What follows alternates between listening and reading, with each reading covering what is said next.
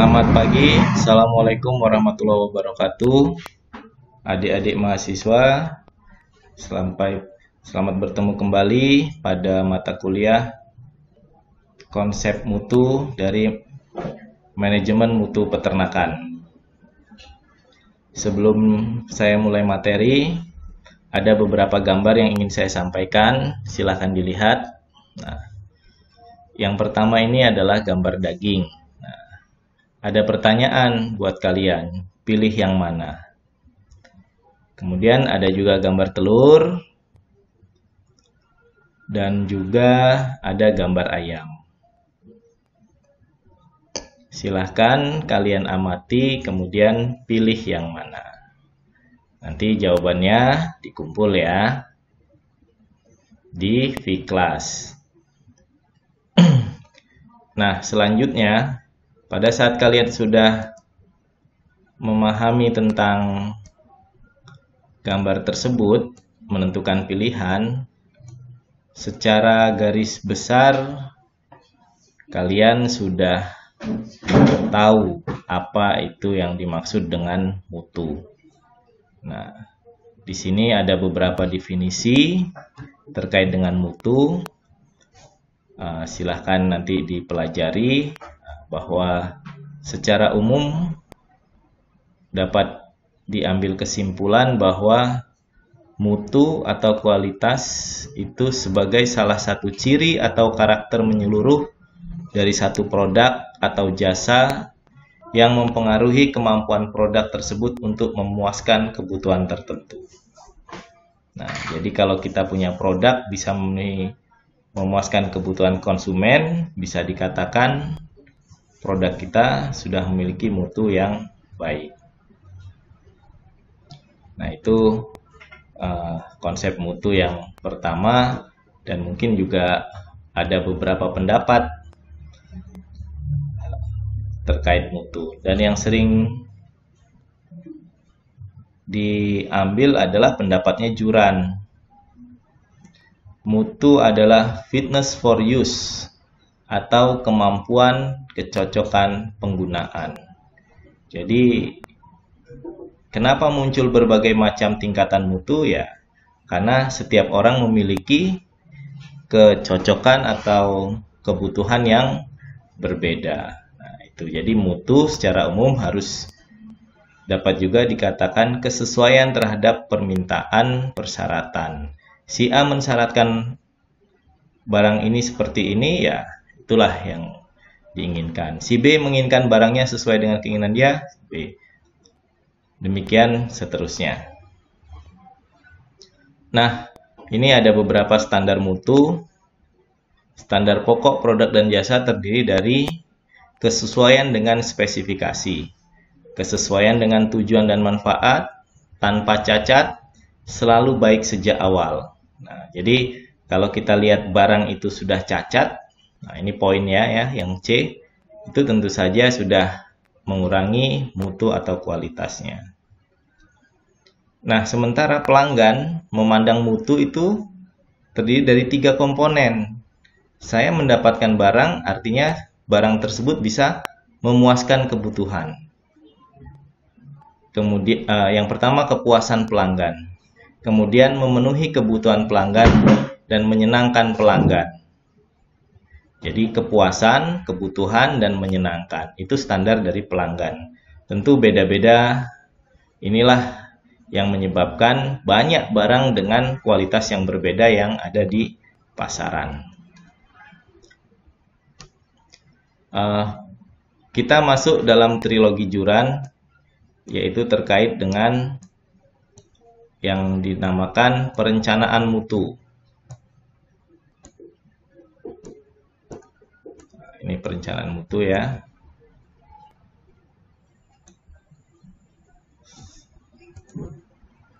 Maaf, kameranya bergerak-gerak. Nah, perencanaan mutu itu dari trilogi Juran. Bahwa mutu itu harus direncanakan.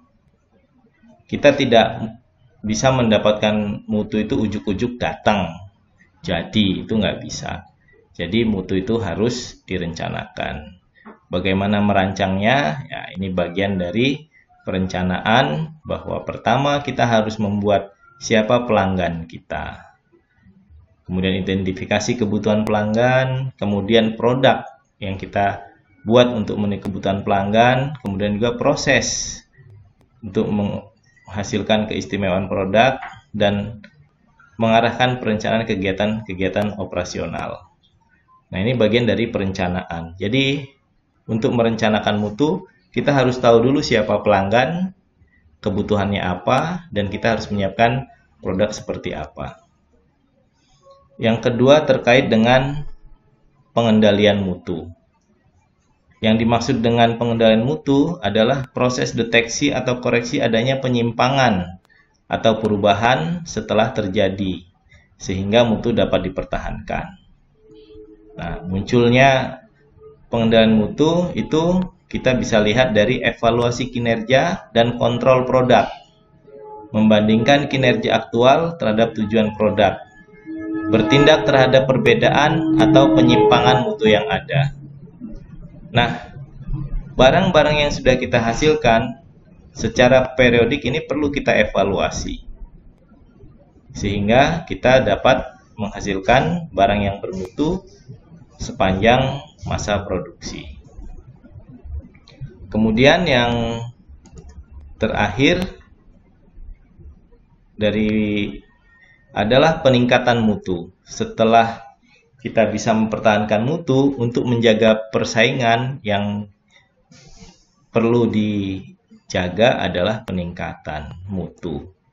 Peningkatan mutu ini mencakup dua hal, yaitu yang pertama fitness for use, kesesuaian pengguna, dan juga mengurangi tingkat kecacatan atau kesalahan. Nah, itu menurut trilogi Juran, bagaimana kita menghasilkan produk yang berkualitas atau bermutu. Kita geser dulu kameranya supaya jelas. Nah, mutu yang lebih tinggi dari produk itu berdampak pada meningkatkan kepuasan pelanggan,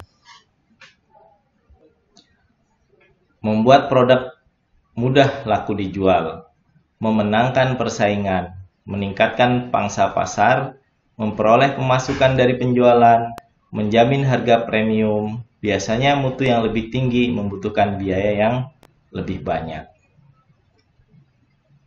Apa contohnya di bidang kita yang bisa terlihat bahwa dia selalu menjaga mutunya untuk meningkatkan kepuasan pelanggan?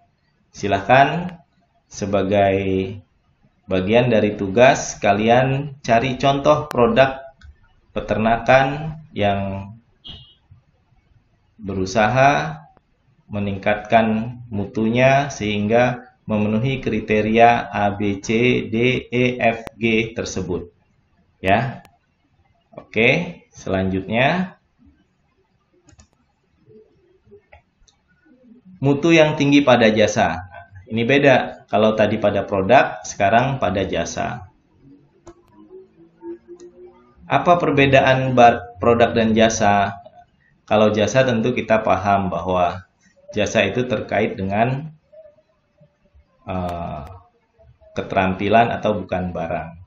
Nah, pada jasa kita harus fokus pada mengurangi tingkat kesalahan, mengurangi pekerjaan ulang dan pemborosan, mengurangi kegagalan di lapangan, mengurangi ketidakpuasan pelanggan, mengurangi keharusan memeriksa dan menguji, memendekkan waktu produksi produk baru, meningkatkan hasil, meningkatkan kinerja pengiriman, dan pada akhirnya dampak utama pada biaya. Jadi kalau kita bicara jasa, kita akan fokus pada hal-hal tersebut 9 poin ini.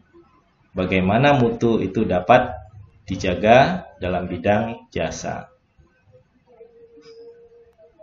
Sebagai tugas seperti di atas ada 2, produk dan jasa. Saat ini saya menginginkan kalian adik-adik mahasiswa bisa memilih produk yang memiliki mutu lebih tinggi sehingga memenuhi kriteria yang di atas sudah dijelaskan tadi. ada 8 dimensi mutu. Nah, jadi kita dapat mendeskripsikan bahwa sesuatu produk itu bermutu, itu ada dimensinya. Yang pertama itu adalah penampilan atau performance, suatu karakter utama hasil produk.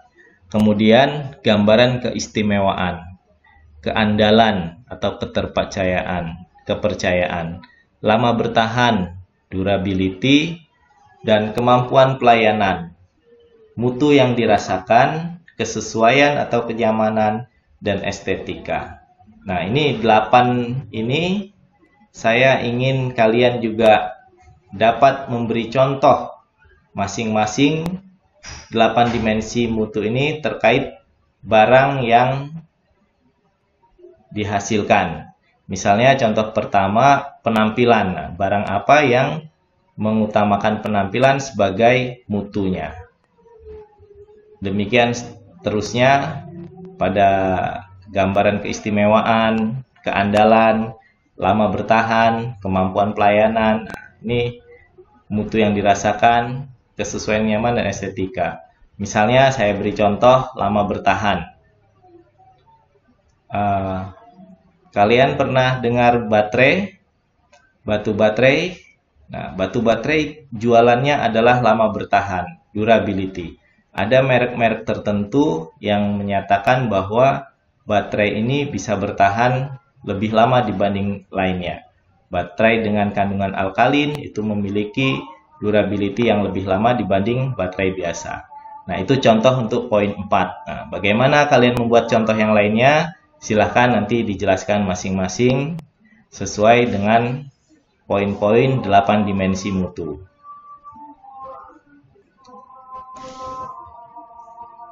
Nah, ini lebih jelas.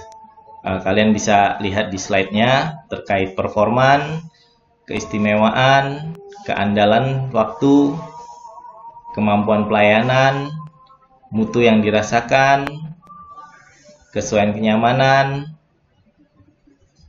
dan lainnya. Untuk tugas, tolong dijelaskan ke 8 poin tadi dengan contohnya. Contohnya sudah ada, tapi kalian buat contoh yang lain ya. Silahkan dituliskan dan dikumpulkan melalui virtual class. Nah, ini faktor-faktor yang mempengaruhi mutu. Ada 9M. Ini saya sampaikan dalam bahasa Inggris karena memang rujukannya buku bahasa Inggris. Yang pertama adalah man atau tenaga kerja, money, material, machine, modern information method, market, management, and motivation, mounting product requirement. Nah, 9 inilah faktor yang mengaruhi mutu. Silahkan kalian bisa baca penjelasannya terkait poin-poin di atas. Jika ada yang kurang jelas, silahkan bertanya di forum yang sudah disiapkan pada Vclass. Bagaimana selanjutnya? Selanjutnya kita bahas tentang sistem manajemen mutu. Nah, sistem manajemen mutu memiliki definisi yaitu sebagai suatu sistem untuk mengarahkan dan mengendalikan organisasi dalam hal mutu. Di samping itu juga berguna sebagai suatu sistem manajemen untuk menetapkan kebijakan sasaran serta apa ini? Serta untuk mencapai sasaran tersebut. Nah, jadi yang namanya sistem manajemen adalah suatu sistem untuk mengarahkan apa yang ingin kita capai, yaitu adalah mutu.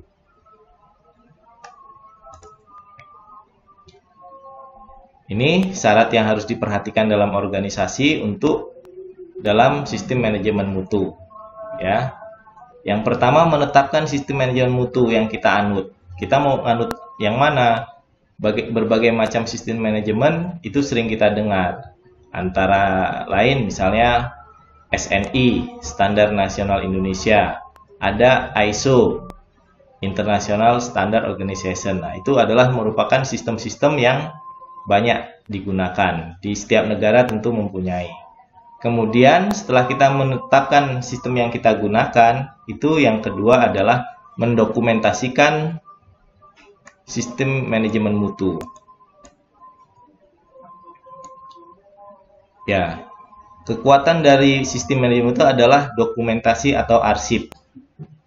Ini poin 2. Kemudian mengimplementasikan sistem. Jadi semuanya diterapkan.